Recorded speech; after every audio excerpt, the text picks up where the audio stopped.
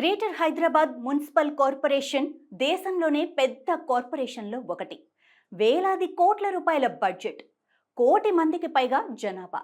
అలాంటి కార్పొరేషన్లో పథకాలు అమలు చేయాలన్నా, ప్రాజెక్టులు టేకప్ చేయాలన్నా, పనులు ప్రాధాన్యతలు అవసరాలను బట్టి చేపట్టాలన్నా వాటిపై ఉన్నతాధికారులకు సరైన అవగాహన ఉండాలి.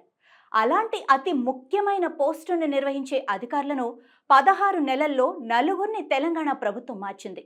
ఇప్పుడు ఈ అంశం గ్రేటర్లో హాట్ టాపిక్ అయింది. అసలు ప్రజాప్రతినిధులకు అధికారులకు మధ్య సఖ్యత లేదా?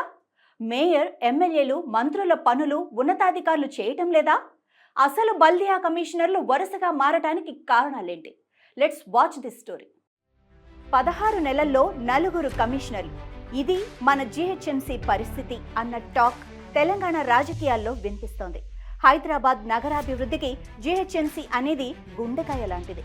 అలాంటి జీహెచ్ఎంసీలో పట్టుమని 16 నెలలు కూడా కాలేదు, అప్పుడే నలుగురు కమిషనర్లు మారారు.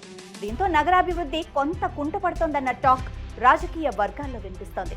ఎందుకంటే జీహెచ్ఎంసీ 625 చదరపు కిలోమీటర్ల మేర విస్తరించిన భారీ లోకల్ బాడీ.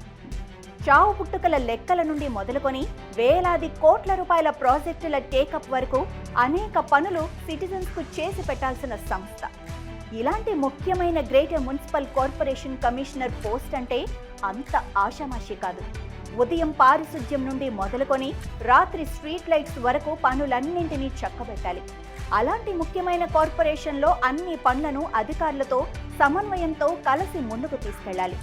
ఒక్క మాటలో చెప్పాలి అంటే బల్దియా బాస్, ఆల్ ఇన్ వన్ అని చెప్పాలి. అయితే జీహెచ్ఎంసీకి వస్తున్న అధికారులు ముచ్చటగా 3-4 నెలలు కాకముందే సీటు మారటం ఇప్పుడు చర్చనీయాంశంగా మారింది. 2023 సాధారణ ఎన్నికల కంటే కొద్ది నెలల ముందే జీహెచ్ఎంసీ కమిషనర్గా వచ్చిన రోనాల్డ్ రోస్ను ఎన్నికలు పూర్తయిన తర్వాత 7 నెలల్లోనే కొత్తగా వచ్చిన కాంగ్రెస్ ప్రభుత్వం మార్చింది. ఆ స్థానంలో అన్రుపాలి కాటాను ఎఫ్ఏసీగా నియమించింది. 2 నెలలు ఎఫ్ఏసీగా కొనసాగించిన ఆ తర్వాత పూర్తి స్థాయిలో మరో 2 నెలలు అవకాశం కల్పించింది. అమ్రపాలి కేవలం 4 నెలలు మాత్రమే జీహెచ్ఎంసీ కమిషనర్గా పనిచేశారు. ఆ తర్వాత ఆమె ఏపీకి వెళ్లిపోవడంతో ఆమె స్థానంలో ఇలంబర్తిని గ్రేటర్ కమిషనర్గా ప్రభుత్వం నియమించింది. జీహెచ్ఎంసీలో రిపోర్టు చేసే కంటే ముందే జార్ఖండ్ ఎన్నికలకు కేంద్ర ఎన్నికల కమిషన్ కేటాయించడంతో జార్ఖండ్ నుండే నెల రోజుల పాటు గ్రేటర్ పరిస్థితిని చక్కబెట్టారు జీహెచ్ఎంసీ కమిషనర్గా ఉన్న ఇలంబర్తి. 2024 నవంబర్ 14 నుండి పూర్తి స్థాయి బాధ్యతలు తీసుకున్న ఇలంబర్తి కేవలం 5 నెలల్లోనే మళ్లీ ట్రాన్స్ఫర్ అయ్యారు. ఇప్పుడు ఇలంబర్తి స్థానంలో ప్రభుత్వం ఆర్వి కర్ణన్ను జీహెచ్ఎంసీ నూతన బాస్గా నియమించింది.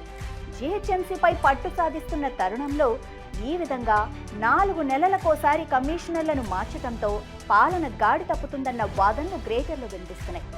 మొదట్లో రోనాల్డ్ రోస్ జీహెచ్ఎంసీపై పట్టు సాధించి అనేక పనులను వేగంగా కంప్లీట్ చేసే తరుణంలోనే ఆయన ట్రాన్స్ఫర్ కాగా, తాజాగా ఇలంబర్తి కూడా బదిలీ కావటం చూస్తుంటే బల్దియా పాలన ఏడాది కాలంగా 3 అడుగులు ముందుకు 2 అడుగులు వెనక్కి అన్న చందంగా తయారైంది.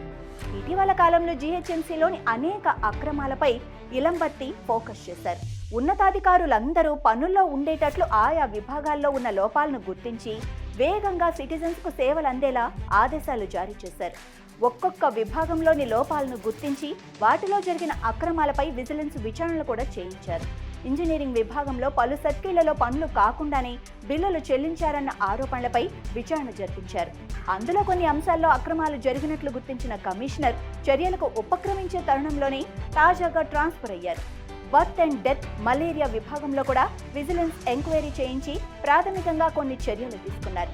ఇక పన్నుల వసూళ్లలోనూ ఫిర్యాదులు అందడంతో వాటిని కూడా పరిష్కరించి వ్యవస్థను గాడిన పెట్టారు.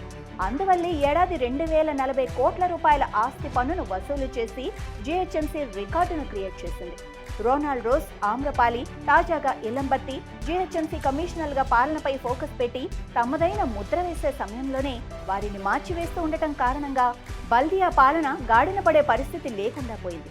అయితే ఇలా వరుసగా కమిషనర్లు మారటం వెనుక ప్రజాప్రతినిధుల హస్తం ఉందన్న చర్చ సాగుతోంది. మరి ఇప్పటి వరకు మారిన 3 అధికారులు కూడా ముక్కుసూటిగా వ్యవహరిస్తారన్న పేరుంది.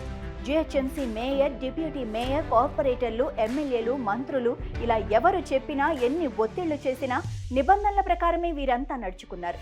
మేయర్ కార్యాలయంలో పనిచేసే రిటైర్డ్ ఉద్యోగుల ఎక్స్టెన్షన్ విషయంలోనూ, లిమిట్కు మించి చేసిన బిల్లుల చెల్లింపుల్లోనూ కమిషనర్లందరూ చాలా స్ట్రిక్ట్గా వ్యవహరించారని బల్దియాలో టాక్. ఇక ఉద్యోగుల ట్రాన్స్ఫర్ విషయంలోనూ, నిబంధనలు పాటించని నిర్మాణాల ఆక్యుపెన్సీ సర్టిఫికెట్లు జారీ చేసే విషయంలోనూ నగర ప్రజాప్రతినిధుల మాటలు బేఖాతరు చేశారన్న వాదనలు ఉన్నాయి. మేయర్ కార్యాలయంతో పాటు ప్రజాప్రతినిధుల విషయంలోనూ కొనసాగిన గ్యాప్ వల్లే కమిషనర్లు మారుతున్నారా అన్న అంశానికి బల్దియా ప్రధాన కార్యాలయంలో అవునన్న సమాధానం వస్తుందన్న టాక్ వినిపిస్తోంది. అయితే త్వరలోనే జిహెచ్ఎంసీకి ఎన్నికలు జరగబోతున్నాయి.